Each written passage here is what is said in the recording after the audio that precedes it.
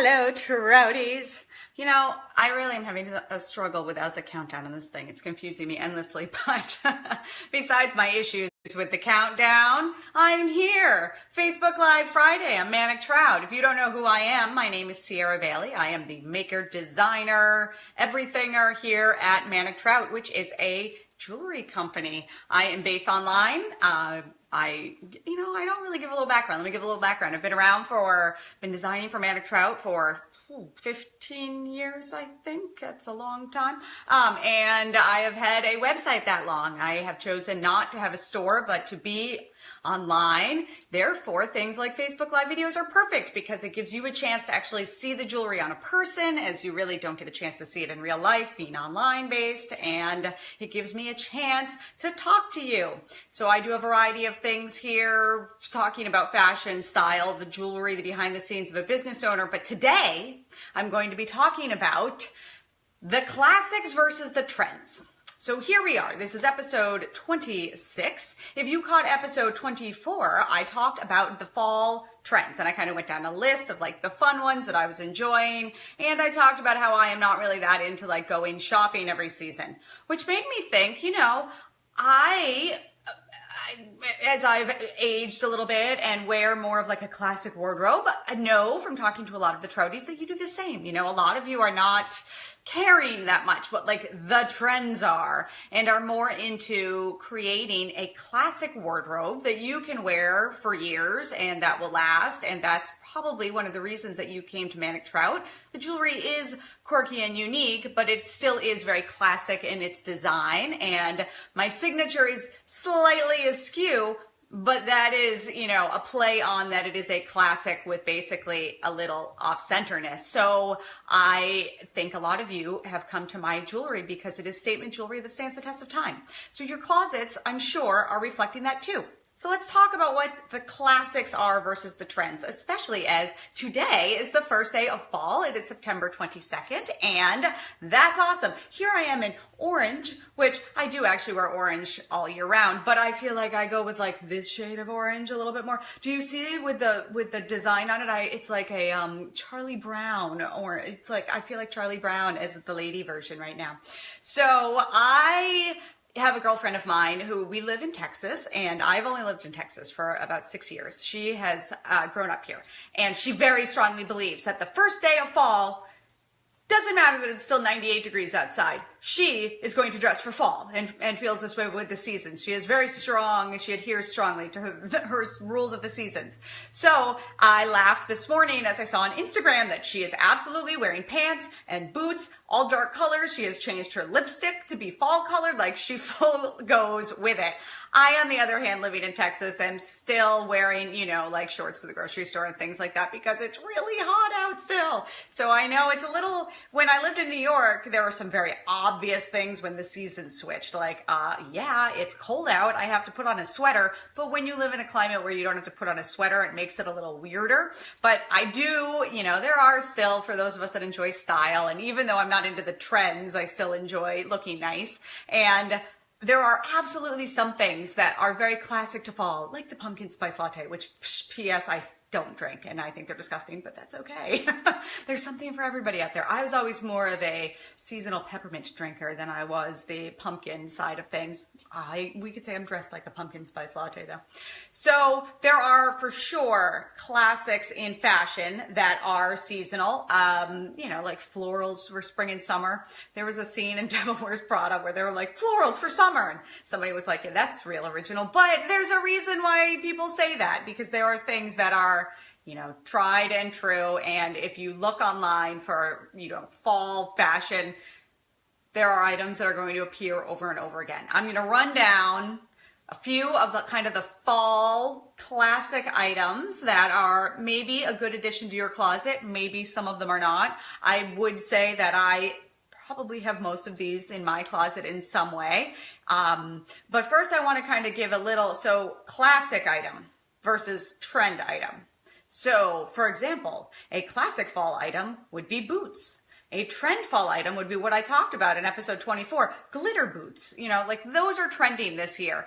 That's not to say that they will still be in style after this year, but boots will always be in style. So that's kind of the difference that I'm talking about with classics versus trends. I remember when I was growing up, I said to my mom one day, I was like, why do you have these really, really nice shoes and they're in like a weird shape? Like, why didn't you get a more classic shape? And she was like, well, that's all that's available. When you go to the store to get like a pair of high heels, you're kind of at the mercy of what the trends are at the moment. I'd like to say that as the generations have proceeded beyond that, I think it was Jimmy Choo's shoe line with Tamara Mellon when she was running the brand, that she said there need to be classics in the brand of the shoe that women can always reach for and that will be in style over and over again, especially when you get to that price point. Like, they don't want their shoe to go out of style next year. So you have to have kind of, I think it's like, they're called like a lot of brands call them like their house collection. So there are kind of like my animals are my house collection. I always have the animals. The animals change a little bit, but you always know that I will have that, classic kind of element of my design. So as time has gone on and people are starting to understand that women are not just replenishing their closets every season, there are, classics are becoming a lot more common for designers to work with as well. All right, so what do we think of when we think of fall? One of the biggest things, and I looked through a lot of lists, I made a little list. I will probably, the newsletter that comes out this next week will have the list on it, and I'll eventually blog it. But if you're not signed up for the newsletter on manictrout.com, just go to the website, see a little sign up.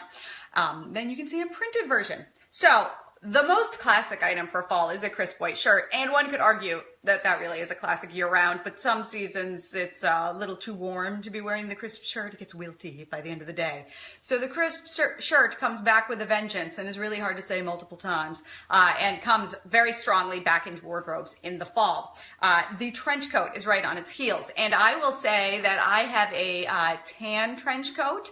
And I actually a few years ago bought a black kind of satin one that I have for nighttime, and I have worn that coat to death because it doesn't get really cold here. So although I do still have my New York coats, like there are only a few days of the year where you really would wear like a wool coat in Texas. So for me, having like an evening trench coat has been invaluable here as it gets a little cooler. So trench coats, when you say trench coat, everybody thinks of like that classic tan, like Burberry style, but they come in a few colors. You can get navy. Navy is a big color for fall. Also ballet flats, which I like to wear year round. Even though I'm short, I wear flats most of the time, and ballet flats never go out of style. I've had so many different brands. I've had some that have like capped toe designs. They change a little bit, but for the most part, rounded toe, ballet flat, simple, easy. There are brands, see, like, again, with the house designs, like Chanel and Ferragamo have been making like their own classic ballet flats for so long that you know exactly what I'm talking about when I say that, and their style is probably never going to change on those. The next thing is a sweater. There were many things that came up in this. Some say like the Fair Isle like fisherman sweater, that thick ivory one with the cables. Some say a turtleneck sweater.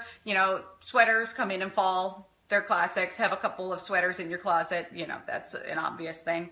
The next is a leather or jean jacket. So some lists had both, but some iteration of the bomber jacket and leather comes back every year, or pleather/vegan leather if you go that way.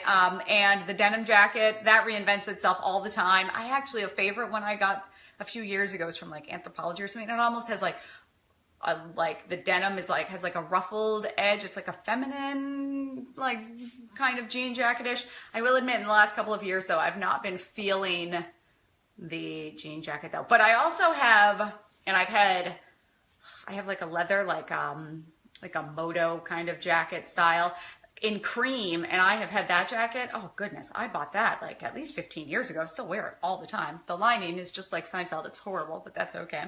Horrible in its like striped. Why do they put weird linings in leather jackets? I'll never know that. Also is a wool coat, camel, like a camel. They say in neutral. Over the years, I've had the camel. I've had the gray. I've had black. It also mentions pea coat is sometimes in its own thing, but I'm going to put the pea coat under the wool coat because some of us don't need 2 different wool coats, but a good wool coat is always a fall essential.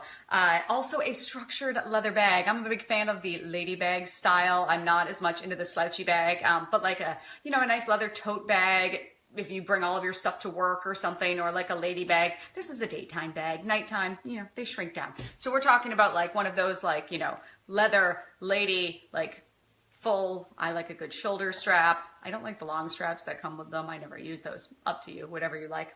The next is a scarf, and a lot of people say the plaid scarf, but I've seen some beautiful textured scarves that are like maybe with like raised patterns or something, but that they're all one color that kind of lead to just as much like visual interest without having to have different colors. So kind of go on what your jacket is. And I talked about in the trend episode that changing up like your scarf is a great way to update your fall and winter look. If you have a coat that, let's say, you've invested in the last couple of years that you don't need to buy another one of, hey, get a new scarf and some new gloves. It's much less expensive, and often you can have like your dash of trend with color or something in that way too.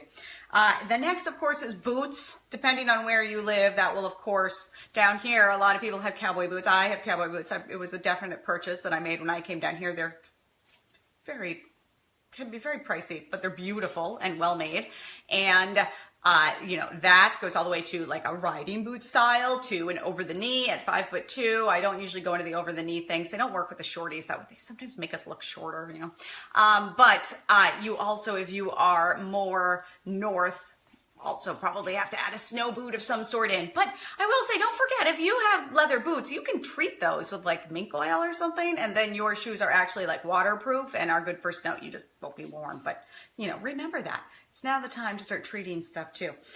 The next thing is a good pair of black trousers. I am a dress wearer for most of the time. I had major surgery about a year ago. So for a long time, I was having a problem with my skirts and my dresses, and I had to go back to the life of pants because all of my dress and skirt waistbands were hitting right where like my row of scars are on my stomach, and so I could not wear dresses. And I remembered again my love of a good pair of black trousers. You can wear them with anything. Put one of those, like your leather jacket with it and a blouse, and you almost have like a suit. It's, easy to mix and match things. And that brings us also to a good pair of jeans. A few years ago, I had this conversation with a friend of mine the other day. She is 6 foot tall, like my size, but 6 feet tall. So like a strong version of me. And we both have an equally hard time finding jeans. It's so hard for all women to find jeans. So hard. I didn't wear jeans for like 5 years because I could not find a brand that I enjoyed. I fortunately did find a brand again that I enjoyed, and I now have them in I have like a white pair, I have a blue pair, I have a dark blue pair, I'm feeling okay with jeans, but I didn't wear them for the longest time. So difficult. But when you have them again, it's great, because especially in the fall, I feel like if you want to go like apple picking, it's like dirty. You need jeans on. And the last thing that is essential for your fall classics is a good, not necessarily matching. When I say set, I mean like earrings, bracelet, necklace of statement jewelry, because as I talk about so much, a statement necklace like with a pair of stud earrings can go a long way. But sometimes, like with this dress, there aren't some necklaces that I can put over it, but because I have, see how there's this like block of the like embroidery on there, and the fabric is very sheer, so it looks kind of weird sometimes having a necklace over this. Like sometimes I feel like you have to let the neckline do the talking, and a lot of dresses can be that way. So I avoid the whole situation and trying to figure out what to wear with that by wearing large earrings and a bracelet. I am choosing to wear a matching set at the moment, but like I said, as long as, they can complement each other, being able to mix and match with some statement pieces. I think summer, when I moved to a really hot climate, summer, it became really difficult for me to wear big jewelry a lot of the time because you're just sweating so much. Like it's uncomfortable to have it on of you. But fall, I get really excited and I start loading that statement jewelry up. It's like the colder it is, the more jewelry you can pile on and feel comfortable. It adds a little warmth, you know? Oh, it does actually. The gemstones heat right up to your skin. It's when you put them on and it's cold, they can be freezing and they very quickly warm up to you. It's lovely that way. So maybe they do warm you up. They're like, you know, how they used to put the coals inside of those heating apparatuses for beds. It's like your jewel. I'm getting on a random tangent. So anyway, a gemstone statement, something fabulous that can make all of these like thicker fabrics really show them off, make everything look, you know, opulent and lovely. That's essential too. You know, you can find all of that at manictrout.com. But we're going to continue on with the classic. So besides kind of the classic items, and like I said, you know, I talked about in the trend episode, if something is like trending at the moment, it just means there'll be a lot of versions. Like if there are, let's say, moto jackets in, when you go to the store, you're going to find that every store has their own version, maybe a couple. So it's kind of a great year to get that classic because you'll have a lot of options. Because sometimes, let's say you're into like full skirts. Sometimes full skirts are not very in and it's hard to find things with it. So when those full skirts come in, you know that you should buy, you know, more things maybe at that time. Over the knee boots, it's the same thing. I know girlfriends of mine that love them say that sometimes when they're in, it's awesome because they have so many options. It means they can find a pair that actually fits their calf, things like that. So, you know, the trends of items make it easier to buy them. But in general, you know, it's good to have the classics in your wardrobe that are going to stand the test of time. So think about that too when you're shopping. Like maybe don't have something with like a lot of, if you get like a structured lady bag, maybe do not have like fringe or studs or things that are obvious like trend points. Try to go like the cleanest classic. Fashion, like everything in history, is cyclical. Everything comes back in style at some point, but there are some things that kind of stay, like the shape of like a Birkin bag or a Kelly bag. I don't know why Hermes is like my go-to on that, but very classic styles. Like those are never going to go out. So if you go like in a structure like that, it's not going to be something that next year you're going to feel kind of weird in. I personally, I say it all the time when I do these videos. I bought this dress, I think like 6 years ago for an event I did during Austin Fashion Week. I am a big fan of buying nice clothes and holding on to them for a long, long time. It's difficult to get them to fit me correctly. This actually, I don't think it's fitting me correctly, but that's okay. It's difficult to find things that fit and find things that I like in the colors and the styles and everything. So I would rather buy something once and hold on to it for 15 years and have to like rebuy it and refind it all the time. Blech, who wants to do that? Which PS is like why when I design jewelry, I am making it. And if I am not able to keep up with the demand of something, I bring in people that are skilled at making jewelry because I want that to last a long time too. It's very important to me. So besides like the actual items, the colors that I find every single year, I don't care what the trend colors are. I care what looks good on me at this point. I know for the fall colors like the browns, the creams, like the mossy greens, burgundy, navy blue, all of these you kind of think in your head of like the classic fall colors. I personally look good in like an orange, in a burgundy, in navy, some creams, but not that much. I don't really, browns don't flatter me that well, so I normally do not go for those. So know what your colors are. No, I swear, one day I'm going to show you this. My mom and my stepmom, when I were growing up, both had this book. It's Color Me Beautiful. I looked it up on Amazon last year and bought it, and I was like so happy to have it again. I didn't need to buy it because I've memorized the book. It's the one that has like, it's from the 80s, and it has I'm going to show you. I'm going to do I'm so overwhelmed at how much information will be involved in the color podcast. The color video, I talk about it all the time. But this is the book that would be like, oh, you're a summer. Here are your colors, you know? So I still pay attention to my colors. It's very important to pay attention to your colors and know what you look good in. So think about that when you're buying your classics, just because like, you know, if like I don't know what's up. Mustard yellow. How many of you can wear mustard yellow? There are some of you that look great in mustard yellow. A lot of us look hideous in mustard yellow. So if you love mustard yellow, just look for things that don't go near your face. Maybe like a handbag or like shoes, pants, things like that. Because your face is really what is affected by the colors. But, try to steer towards the color. It's funny, one of my sisters always buys things in the exact same color blue. And she's like, it looks horrible on me. I don't know why I buy it. Every time I see something, I want that color blue. So it's not about instinct necessarily. Sometimes you have to fight the instinct. Just like I know many of us, if we're into buying something, like if somebody like loves to buy like white t-shirts, every time they go shopping, they're like, I need a white t-shirt. And they have like 50 in their closet and they can't stop. We all have one of those areas where we just like overbuy. I'm kind of that way with like knee socks. I buy a lot of knee socks and I don't wear them in public, but I like to wear them like in my studio. It's one of those things. But anyway, once again, I've gone on and on and on and on. I hope you enjoyed my ramblings.